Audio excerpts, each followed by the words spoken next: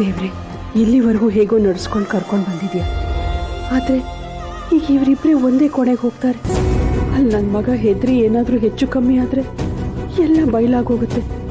ದಯವಿಟ್ಟು ಆಘಾತ ಕೊಡೋವಂಥದ್ದು ಏನೂ ಮಾಡಬೇಡಪ್ಪ.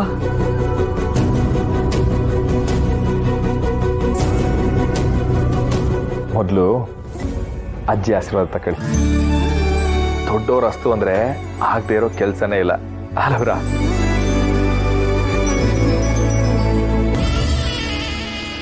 ಒಳ್ಳೇದಾಗ್ಲಿ, ಹೇಳ್ರಪ್ಪ.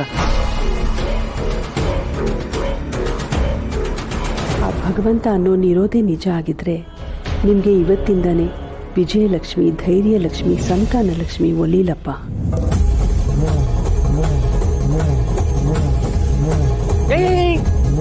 ಬೇಡ ಬೇಡ ಬೇಡ, ನಾನಿನ್ನು ಯಂಗ್. ಬೇಕಾದ್ರೆ ಆಧಾರ್ ಕಾರ್ಡ್ ತೋರಿಸ್ಲಾ? ಅಯ್ಯೋ, ಅಣ್ಣ ಅದಕ್ಕೆ ಅಂದಮೇಲೆ ಆಶೀರ್ವಾದ ಪಡೀಲಿ ಬಿಡ್ರಿ. ಹಂಗೆಲ್ಲ ಹಾಕಿಲ್ಲ ಮೇ. ನಾನು ವಾದ ಮಾಡೋಷ್ಟು ಚಿಕ್ಕವನು, ಆಶೀರ್ವಾದ ಮಾಡೋಷ್ಟು ದೊಡ್ಡವನಲ್ಲ.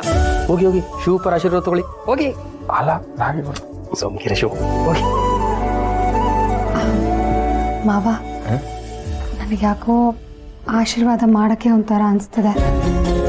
ಅಲ್ಲ, ನಾವು ಹೆಂಗೆ ದೊಡ್ಡವರ ಹೇಳು? ಬಾರು, ನಾವು ದೊಡ್ಡವರಲ್ಲ, ಆದರೆ ಈ ಅಣ್ಣ ಅದಕ್ಕೆ ಅನ್ನೋ ಸ್ಥಾನ ಐತಲ್ಲ, ಅದು ಬಹು ದೊಡ್ಡದು. ಆಶೀರ್ವಾದ ಮಾಡು ಮಾಕಣವ, ಎಲ್ಲ ಒಳ್ಳೇದಾಗಲಿ. ರಾಣಿ, ಹೇಳಿದ್ದೆಲ್ಲ ನೆನಪಲ್ಲಿದೆ ಅಲ್ವಾ?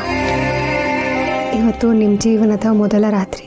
ನೀವಿಬ್ಬರು ಸೇರ್ ಮಾಡೋ ಪ್ರತಿ ಕೆಲಸಕ್ಕೂ ಮೊದಲನೇ ಹೆಜ್ಜೆ.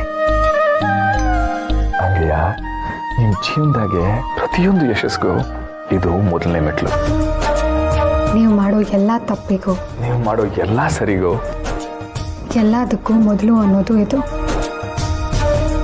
ನಿಮ್ಮ ಜೀವನದ ಮೊದಲು ಅನ್ನೋದಕ್ಕೆ ಶುಭವಾಗಲಿ.